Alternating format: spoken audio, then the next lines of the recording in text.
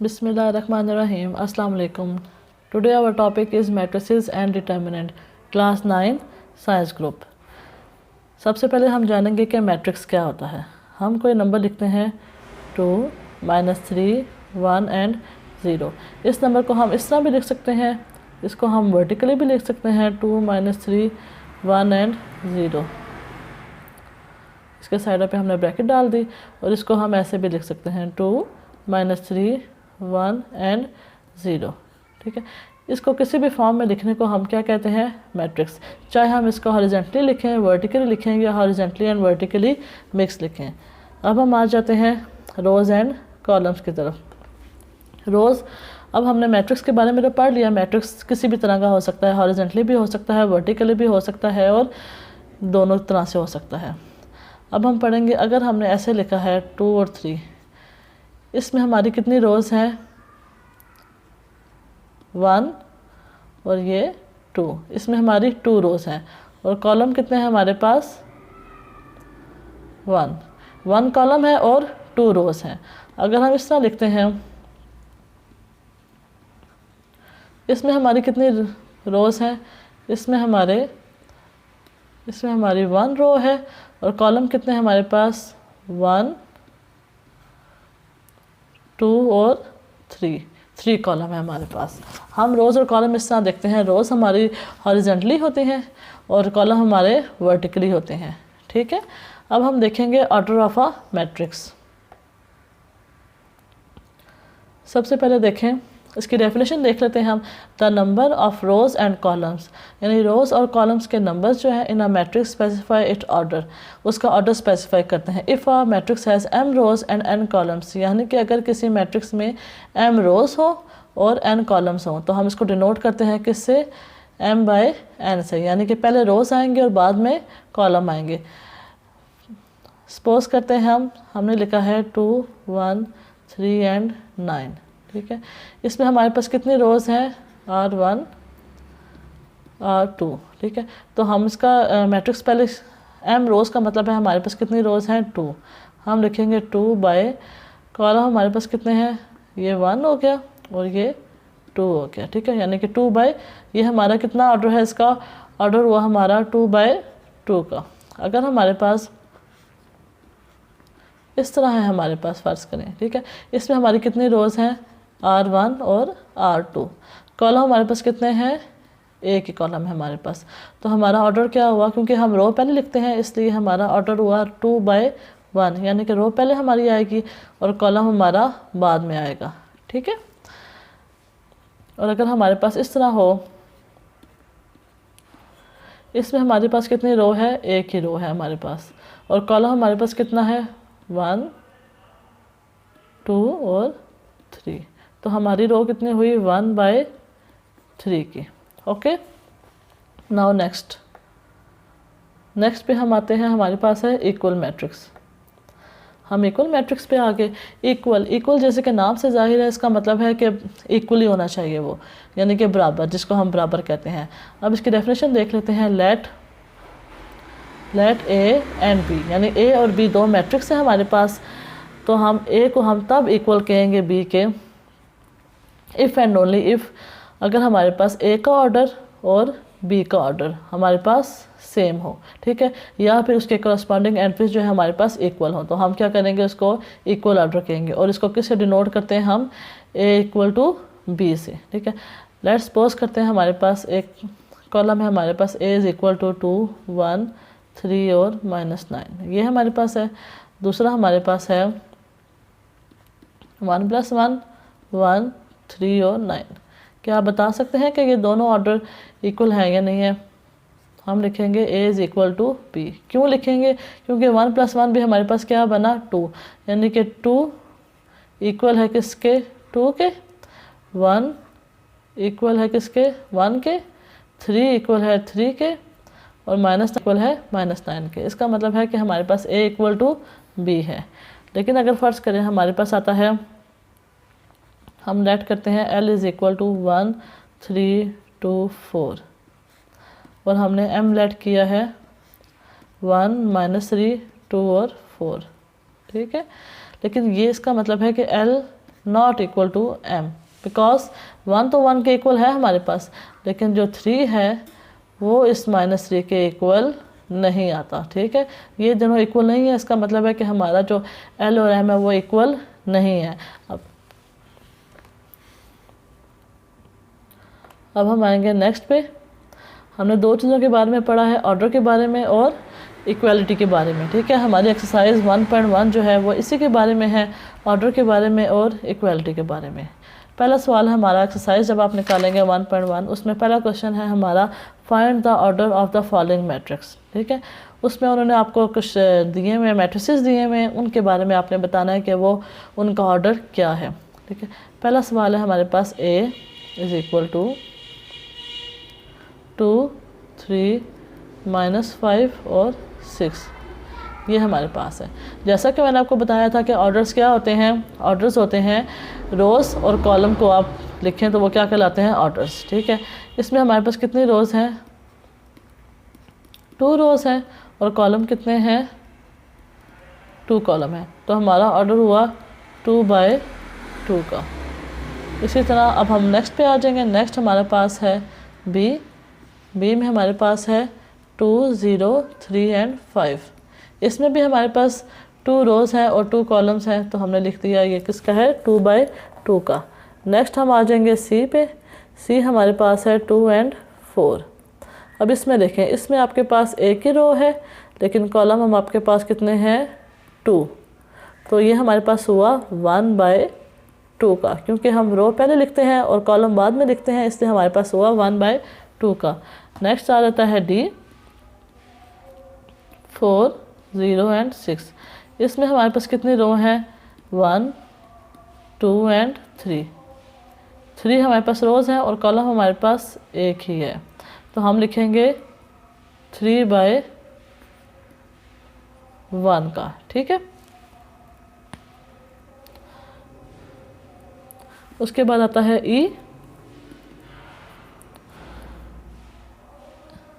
ये हमारे पास है A, B, C, D, E, F, यानी कि हमारे पास रोज़ हुई R1, R2 और ये R3, और कॉलम हमारे पास हुआ C1 और C2, तो हमारे पास हुआ ये 3/2 का। ठीक है, इसी तरह आपने सारे करने हैं। F वाला, अब हम F पे आ जाते हैं। हम F हमारे पास है 2, इसका मतलब है इसमें एक ही रो है और एक ही कॉलम है, तो हमारे पास ये किसका ऑर्डर हुआ, 1/1 का।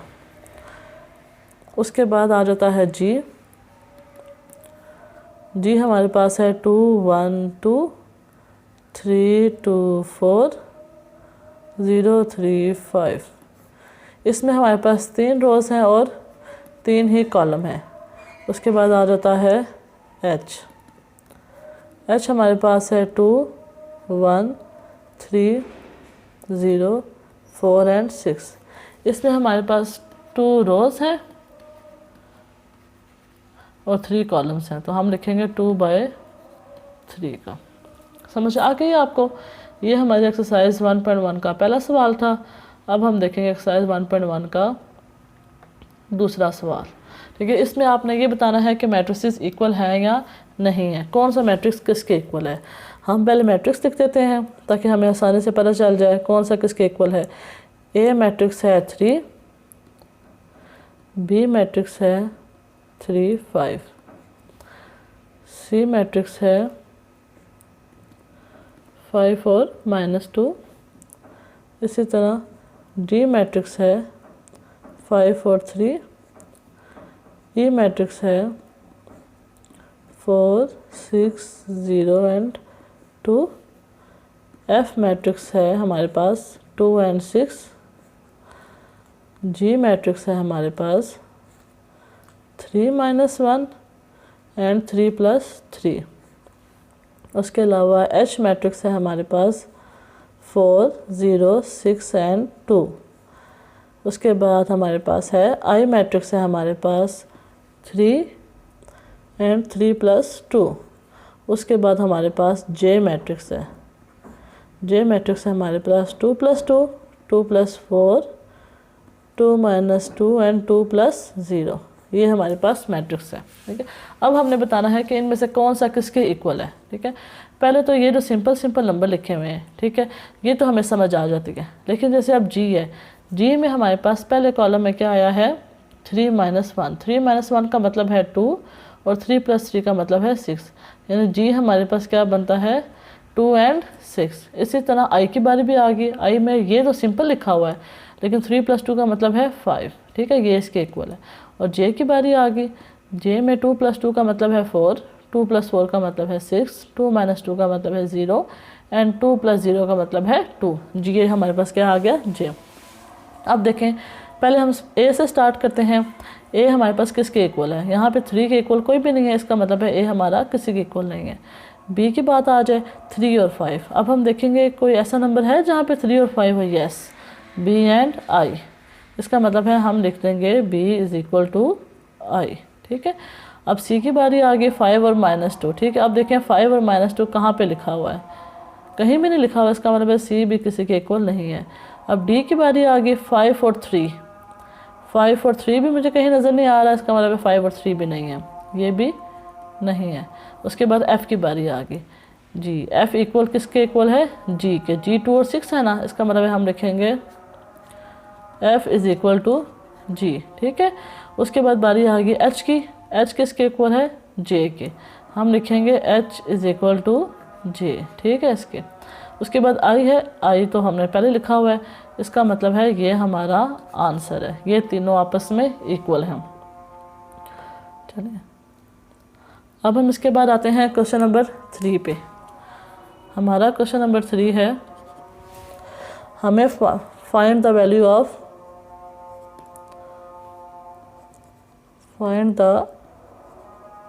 Value of A B C D. ठीक है, हमें इनकी वैल्यू फाइंड करनी है इन मैट्रिक्स को इक्वल साबित करके, जो हमें उन्होंने सवाल में दिया हुआ है। मैट्रिक्स हमें दिया हुआ है a plus C, C minus 1 और a प्लस 2b और 4d माइनस 6। ये उन्होंने कहा हुआ है ये इक्वल है हमारे पास 0, 3 माइनस 7 और 2d के। ठीक है, ये हमारे पास गिवन है, हमें क्या करना है, क्योंकि उन्होंने हमें कहा हुआ है कि ये मैट्रिक्स आपस में इक्वल है। ठीक है, तो हमें इनको, जब उन्होंने हमें पहले कह दिया कि ये इक्वल है, इसका मतलब है कि हम लिख देंगे a plus C is equal to 0 है। ठीक है, a plus 2b is equal to -7 है। उसके बाद c minus 1 is equal to c minus 1 equal to c minus 1 किसके इक्वल हमारे पास 3 के, और आके लिख देंगे हम 4d minus 6 is equal to 2d के। ठीक है, इसका मतलब है कि इससे हम इजीली वैल्यू निकाल सकते हैं। पहले ये लिखा हमने a is equal to -c, ये हमने लिखा a is equal to -7 minus 2b।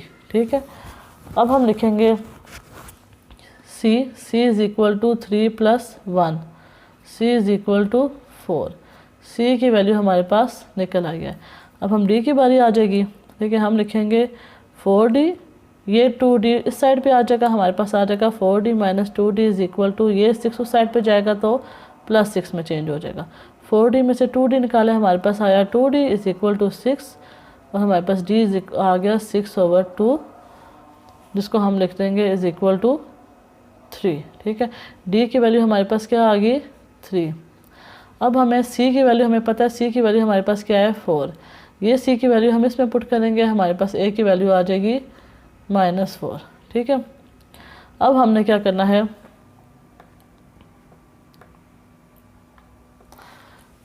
ये हमारे पास ऑप्शन थी a plus 2b is equal to -7, ये हमारे पास रह गया। अब